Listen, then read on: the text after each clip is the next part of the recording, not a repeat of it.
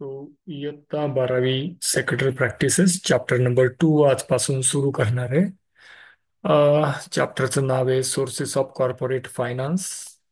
Sources म्हणजे स्रोत, आणि कॉर्पोरेट म्हणजे कंपन्या, आणि फायनान्स म्हणजे वित्त पुरवठा.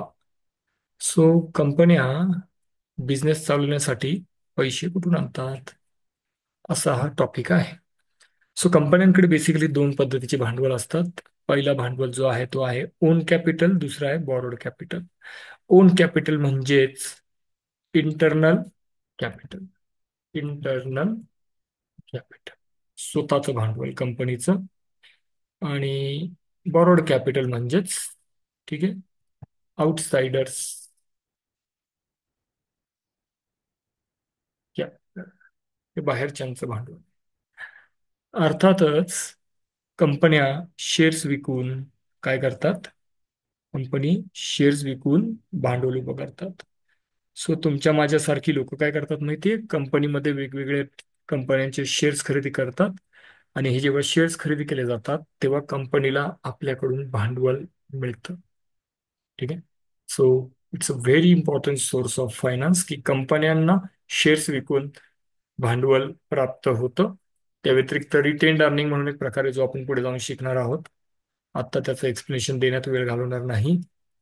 त्यानंतरचा जो पुढचा पार्ट आहे बॉरोड कॅपिटलमध्ये डिबेंचर, त्यानंतर acceptance of the deposit, bonds, ADR, GDR, commercial bank, financial institution, trade credit.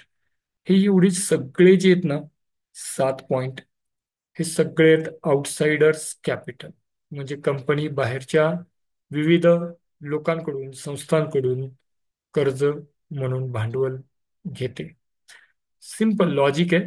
जर माझ्याकडे पैसे अपुरे असतील तर मला बिझनेस विस्तार करायचा असेल, वाढवायचा असेल, तर मी काय करणार आहे? बाहेरच्या लोकांकडून किंवा संस्थांकडून पैसे उधार घेणार आहे. सो सिम्पली बॉरोड कॅपिटल किंवा आउटसाइडर्स कॅपिटल म्हणजे काय? तर जे पैसे कंपनी बाहेरच्या लोकांकडून घेते किंवा बाहेरच्या संस्थांकडून स्वीकारते, त्याला म्हणायचं बॉरोड कॅपिटल. ठीक आहे. सो पुढे जाऊ आणि हा टॉपिक व्यवस्थित सुरू करूयात, व्यवस्थित. ठीक आहे. So come to the introduction. हा पेपरला जरी विचारला जाणारा नसेल तर यावर एमसीक्यू सेट होऊ शकतात, multiple choice question. So finance hold key to the all business activities. Finance सगळ्या बिझनेस ऍक्टिव्हिटीसाठी उपयोगी पडतं. बिझनेस ऍक्टिव्हिटी म्हणजे जिथे पैसा इन्व्हॉल्व आहे.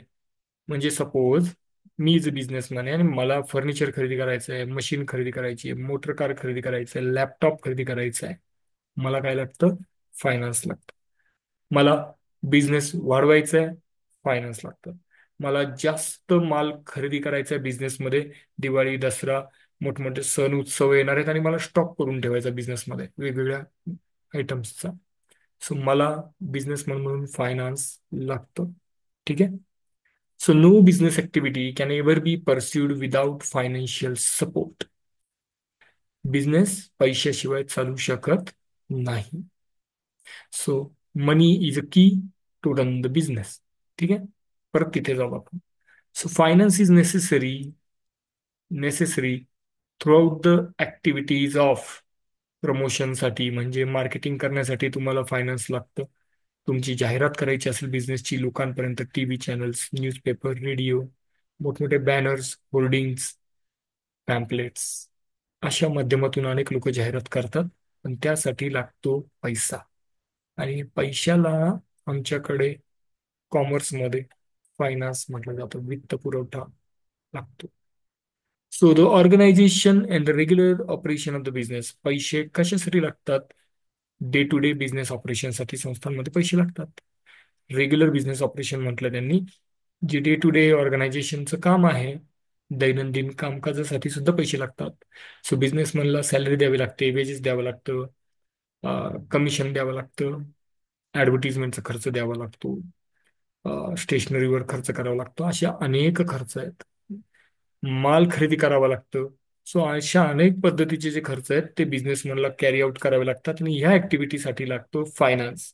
So all functions are businessmans are ultimately dependent on the finance. ठीक आहे. सगळे जे बिझनेसमॅनचे फंक्शन्स आहे हे फायनान्सवर आधारित आहे. सेकंड पॅरेग्राफ मध्ये, second paragraph, the finance needed by the organisation is termed as capital. मग फायनान्सलाच काय म्हणायचं? कॅपिटल म्हणायचं, भांडवल म्हणायचं. आपण अकाउंट्स मध्ये 11वी पासून शिकत आलोय की the businessman start business with the capital. व्यावसायिक व्यवसायामध्ये भांडवल आणतो आणि बिझनेस सुरू करतो. एक्झॅक्टली तेच इथे आहे. So every business organization needs certain amount of capital for the activities.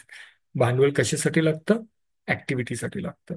वेगवेगळे व्यवहार असतात, त्या व्यवहारांमध्ये पैशांची आवश्यकता असते, त्यामुळे ऍक्टिव्हिटीज साठी भांडवल लागतं.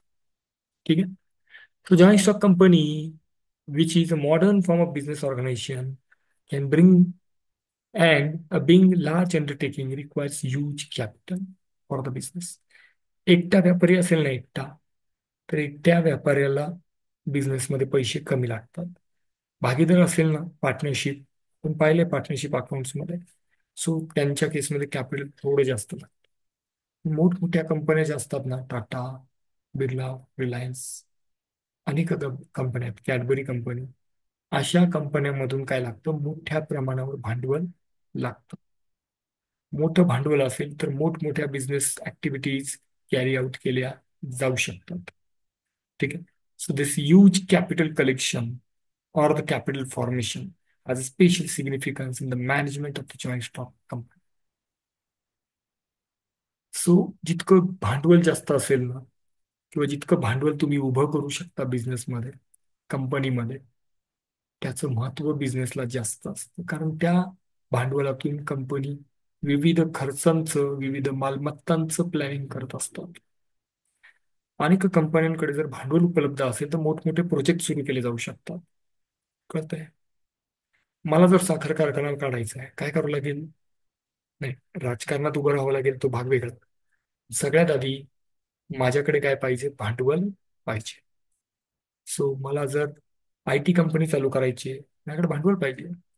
I need a capital at a very large scale. मोठ्या प्रमाणावर भांडवल पाहिजे, ह्यूज कॅपिटल पाहिजे. किती? कितीही, यु नो, असा आकडा नाही सांगू शकत किती भांडवल लागतो बिझनेस चालवायला. डिपेंड, 10 लाख, 15 लाख, काही कंपन्यांना कोटीत भांडवल लागतं. ठीक आहे. मग त्यांचे हिशोब तसे ठेवावे लागतात. आपण सीए होणार पुढे, काही जण मॅनेजर होणार, finance manager. We need to manage the finance of the company. आपल्याला वेगवेगळ्या कंपन्यांचं फायनान्स सांभाळता आलं पाहिजे. ठीक आहे. So capital formation is the process of collection of the capital from the various sources according to the financial plan of the company. ठीक आहे. कंपन्यांकडे प्लॅन्स असतात, भांडवल कसं उभं करायचं. त्या प्लॅन प्रमाणे कंपनी काय करते? भांडवल कलेक्शन करते वेगवेगळ्या माध्यमातून. ठीक आहे. So company collect money or capital from variety of the sources as per their financial plan. ठीक आहे. कंपनीला किती बजेट लागतं, किती पैसे लागतात बिझनेस सुरू करायला, प्रोडक्शन सुरू करायला, फॅक्टरी सेटअप करायला, सगळ्याचं प्लॅनिंग कंपनीकडे असतं. आणि त्यामुळे कॅपिटल फॉर्मेशन म्हणजेच भांडवल वाढवणं बिझनेसमध्ये गरजेचं आहे. भांडवल गोळा करणं गरजेचं आहे. विविध माध्यमातून गोळा केलं जातं. स्वतःच खिशातलं भांडवल नाही टाकत माणूस, बाहेरच्यांचे पण पैसे घेतो उधार थोडेसे. म्हणजे स्वतःचं भांडवल आणि उधार भांडवल हे दोन्ही मिळून एकूण भांडवल तयार होतं, लक्षात घ्या. आणि हे प्लॅन असतं कंपनीचं की आपल्याला किती भांडवल पाहिजे, ते कुठे वापरणार, त्यातून काय खरेदी करणार, असेट खरेदी करणार आहे का, का वेगवेगळ्या लोकांचे सॅलरीचे पेमेंट करणार आहे, का मशीन खरेदी करणार आहे, का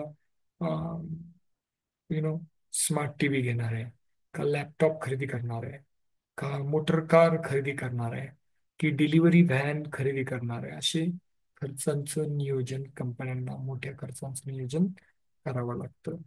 that's why finance is very very important. ठीक आहे. मी अनेक मोठमोठ्या कंपन्या बघा आजकाल लोनवर काय देतात? गाड्या विकतात. आपणही लोनवरती गाडी खरेदी करतो. मग काय केलं? आपण थोडंफार टोकन अमाऊंट दिली आणि बाकीच्या रकमेचं लोन प्रकरण केलं, त्यावर आपण काय करतोय, हप्ते भरतोय व्याजासकट. आणि हे हप्ते भरायला सुद्धा आपल्याकडे काय पाहिजे, पैसे पाहिजे, भांडवल पाहिजे. ठीक आहे. सो हे कंपनीला प्लॅन करावं लागतं. त्यासाठी मदत लागते चार्टर्ड अकाउंटंटची, त्यासाठी मदत लागते कॉस्ट अकाउंटंटची, आणि कधी कधी याच कामामध्ये मदत सुद्धा कंपनी सेक्रेटरीची लागू शकते. शेवटचा एक पार्ट घेऊ आपण, आणि मग थांबूयात आजच्या ह्या लेक्चरसाठी. So joint stock company collect the huge fund through the different sources. अनेक ठिकाणून जॉईंट स्टॉक कंपन्या म्हणजे ज्यांनी विविध लोकांकडून भांडवल उभं केलंय, अशा कंपन्या काय करतात, मोठं कॅपिटल बिल्ड करतात किंवा कलेक्ट करतात, गोळा करतात. आणि हे सगळं फायनान्स जे आहे ते बिझनेसमध्ये लावलं जातं. ठीक आहे. The various sources of finance are available to company, and of course that money is involved in the business. अनेक ठिकाणून भांडवल गोळा करायला केलं जातं, आणि ते भांडवल बिझनेसमध्ये लावलं जातं. ही नावं आहेत. हा चार्ट फक्त एक बघूयात आणि मग आपण थांबू आजच्या दिवस. So sources of finance is based upon the type of capital. कुठल्या टाईपचं कॅपिटल असतं, वरती झालं ओन कॅपिटल, दुसरं बॉर्ड कॅपिटल. मग ओन कॅपिटल मध्ये दोन, शेअर्स, आणि दुसरं आहे रिटेन्ड अर्निंग. स्वतःचे कंपनीचे बाजूला ठेवलेले काही पैसे असतात, त्याला रिझर्व्स अँड सरप्लसेस असं सुद्धा नाव आहे. मी लिहू का तुमच्यासाठी? सो कळेल तुम्हाला काय आहे ते. Reserves and surpluses. Reserve and surplus हे कंपनीकडे असतं, त्यालाच रिटेन्ड अर्निंग म्हणतात, त्यालाच जनरल रिझर्व्ह म्हणतात, त्यालाच रिझर्व्ह फंड असं सुद्धा नाव आहे. पण हे स्वतःचं कंपनीचं हक्काचं भांडवलाचा भाग. ओन कॅपिटलमध्ये दोन गोष्टी, शेअर्स आणि रिटेन्ड अर्निंग. ठीक आहे. So second part, borrowed capital. Borrowed capital म्हणजे कर्जावर घेतलेलं भांडवल. सो कंपन्या डिबेंचर विकून पैसे मिळवतात, पब्लिक डिपॉझिट स्वीकारतात, जसं बँका डिपॉझिट स्वीकारतात, अगदी त्याच मॅनरमध्ये कंपन्या सुद्धा पब्लिक कडून डिपॉझिट स्वीकारू शकतात. ठीक. पुढे म्हटलंय बॉन्ड. बॉन्ड इश्यू केले जातात वेगवेगळे. ज्वेलरी बॉन्ड म्हणजे गोल्ड बॉन्ड सुद्धा असतात आज मार्केटमध्ये. ADR, GDR. एडीआर काय असतं, लॉंग फॉर्म सांगतो सध्या, अमेरिकन डिपॉझिटरी रिसिट्स. आणि दुसरं आहे जीडीआर, ग्लोबल डिपॉझिटरी रिसिट्स. अशा पावत्या किंवा रिसिट्स म्हणून आपण त्याला इश्यू केल्या जातात अमेरिकेमध्ये किंवा ग्लोबल लेवलवर. त्याद्वारे सुद्धा कंपन्या पैसा उभा करतात. बँका सुद्धा फायनान्स प्रोव्हाइड करतात. अनेकांचे आई वडील किंवा घरातले कोणीतरी नातेवाईक बँकांमध्ये असतात. त्यांना माहिती आहे की बँका अनेक कंपन्यांना वित्त पुरवठा करण्याचं काम करतात, भांडवल पुरवतात. त्याला आपण बॉरोड कॅपिटल असं म्हणतो. त्यानंतर financial institution, Shriram finance, Muthoot finance, Manappuram gold loan, अशा अनेक फायनान्स कंपन्या आहेत की ज्यांचं मेन काम आहे बँक कंपनीसाठी फायनान्स पुरवणं. अशा अनेक कंपन्या आहेत की जे फायनान्स पुरवण्याचं काम करतो. ते एकाकडून पैसे घेतात आणि दुसऱ्या कंपनींना ज्यांना गरज आहे त्यांना भांडवल, उधार भांडवल म्हणून बॉरोड कॅपिटल पुरवतात.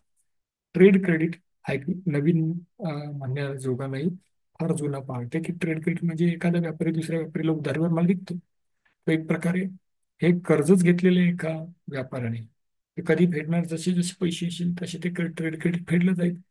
त्यामुळे these are the sources of finance on the types of capital.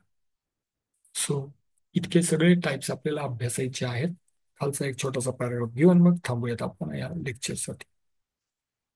The above sources of finance may be external or internal.